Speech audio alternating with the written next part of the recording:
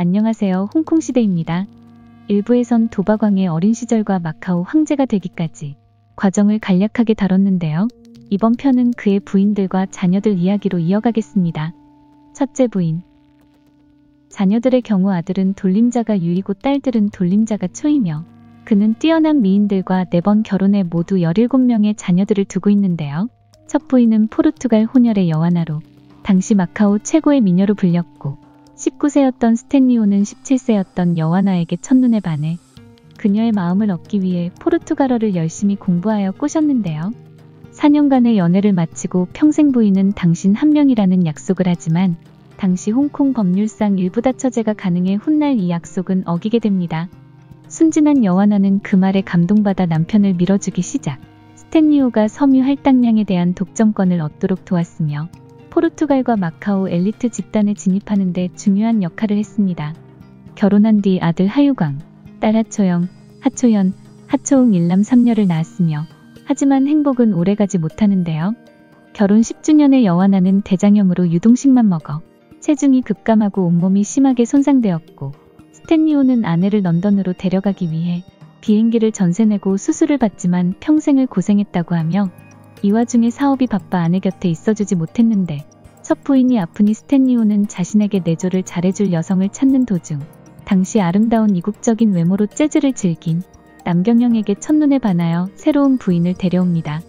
1973년엔 포르투갈에서 심각한 교통사고로 외아들 하유광과 며느리가 33세의 젊은 나이에 사망했고 여와나는 하악골이 부서지고 혼수 상태에 빠집니다.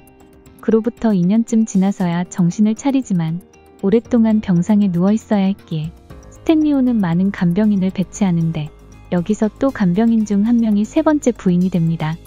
여담으로 첫 부인 여와나가 둘째 부인의 기세를 누르기 위해 진원진을 스탠리오에게 소개했다는 이야기도 있습니다. 첫 부인 여와나는 그 후 아픈 몸으로 2004년 80세 나이에 세상을 떠났고 홍콩 사교계의 유명인사였던 딸 하초영은 결혼 후 이혼의 정신적인 문제까지 있었지만 중년 시절엔 화가로 활동하다가 2014년 67세의 나이로 뇌혈관 파열로 사망합니다. 둘째 부인. 홍콩 출신이며 군 간부 집안 딸인 남경영은 첫 부인 여와나가 병상에 누워있을 때 만났으며 가장 뛰어난 사업 파트너이자 댄스 파트너로도 유명했고 소문에 따르면 남경영은 14살의 도박왕을 만나 10년을 기다리다 결혼한 것으로 유명했는데요. 공식적으로는 20살에 결혼한 것으로 정정되었습니다. 그리고 세계적으로 유명한 홍콩의 전보수상식당 주인이며 1976년 개장의 영국 엘리자베스 2세를 비롯해 톰 크루즈, 주윤발 등 유명 인사들이 방문했던 곳이었고 스탠리오가 생일 선물로 준 일화로 당시 엄청난 이슈였으며 한국에선 영화 도둑들 촬영으로 더욱 유명해진 세계 최대의 수상 레스토랑입니다. 자녀는 일남 4녀를 낳았는데요. 여기서 스탠리오가 복덩이라 말하며 후계자로 점 찍었을 정도로 예뻐한 하초경이 있고 하초봉, 하초아, 하초에, 하유룡이 있습니다. 여기서 하유룡은 로렌스호로 유명한데요. 스탠리오의 자녀 가운데 경영 능력이 가장 뛰어난 것으로 알려졌으며 로렌스호는 2004년부터 마카오 자국 3대 업체인 멜코의 회장이며 스탠리오 사후 26억 달러를 상속받았습니다. 여담으로 과거 섹시스타로 유명했던 천녀요원3에도 출연했던 니나 리가 아름다운 춤사위로 스탠리오 마음을 사로잡았지만 두 번째 부인 남경영 여사의 완벽한 마크로 다섯 번째 부인이 되진 못하고 이영걸 부인이 되었습니다. 셋째 부인.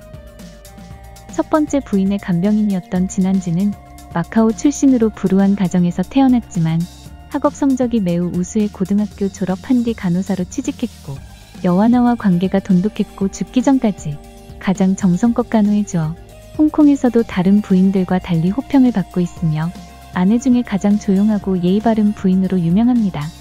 이를 본 스탠리오도 감동해 진원진에게 까르띠에 목걸이를 선물해주며 사후 67억 위안을 상속받아 현재는 마카오 홀딩스 회장으로 있습니다. 자녀는 일남 2녀로 하초운, 하초령과 하유계는 이란성 쌍둥이 남매입니다. 네 번째 부인. 마지막으로 아내들 중에 유일한 중국 본토 출신으로 전직은 발레리나였던 양한기는 안젤라 렁으로도 불리며 1986년 스탠리오가 마련한 자선 댄스 파티에서 처음 만나 그녀의 춤 솜씨로 두 번째 부인과 비슷하게 스탠리오의 마음을 사로잡았고 아무래도 스탠리오 취향은 확실한 것 같습니다. 특히 당시 스탠리오는 자신보다 39살이나 어린 양한기와 결혼하기 위해 억만장자라는 사실을 숨기고 데이트를 했다고 전해지며 두 사람의 러브스토리는 2008년 홍콩에서 100억 달러가 넘는 규모로 제작된 영화 라스트 프로포즈로 더욱 유명해졌습니다. 그리고 카지노 이외에도 호텔, 요식업, 경공업 등 마카오 경제 각 분야를 실질적으로 소유하고도 모자라 막내 넷째 부인을 마카오 입법부 의원으로 앉혔고 마카오 카지노가 독점이 아닌 경쟁체제로 변해서 구미자본과 합작해야 하는 시대에 스탠리오의 삼합회와의 결탁설, 탈세, 북한 투자 등 이야기 많았기에 가장 신뢰하는 딸인 하초경을 경영에 참여시켜야 했습니다.